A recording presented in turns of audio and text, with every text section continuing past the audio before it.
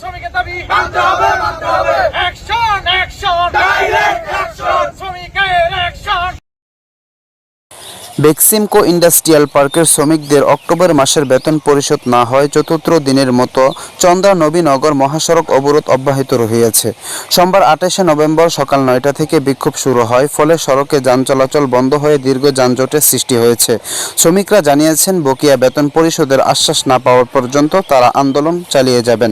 গত বৃহস্পতিবার থেকে শুরু হওয়া এই আন্দোলন শনিবার বিরতির পর পুনরায় শুরু হয় এবং আজ চতুর্থ দিনে গড়িয়েছে। গাজীপুর মহাসড়কের কাশেমপুর এলাকার অবস্থিত বেক্সিমকো ইন্ডাস্ট্রিয়াল পার্কের প্রায় 41,000 শ্রমিক কাজ করেন, যাদের মাসিক বেতন 80-82 কোটি টাকা। সঠিক সময়ে বেতন না পাওয়ায় তারা প্রতিবাদে নেমেছে। শিল্প পুলিশ এবং মহানগর পুলিশ শ্রমিকদের বুঝিয়ে পরিস্থিতি নিয়ন্ত্রণে চেষ্টা করেছে। তবে শ্রমিকরা দাবি পূরণের আগে সড়ক ছাড়ছে না বলে জানিয়েছেন।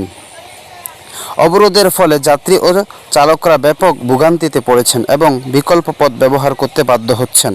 শ্রমিকদের পক্ষ থেকে বলা হয়েছে, বেতন সময়মতো পেলে আন্দোলনের প্রয়োজন হতো না। তারা দ্রুত বকেয়া বেতন পরিশোধের দাবি জানিয়েছেন, অন্যথায় অবরোধ চালিয়ে যাওয়ার হুঁশিয়ার দিয়েছেন।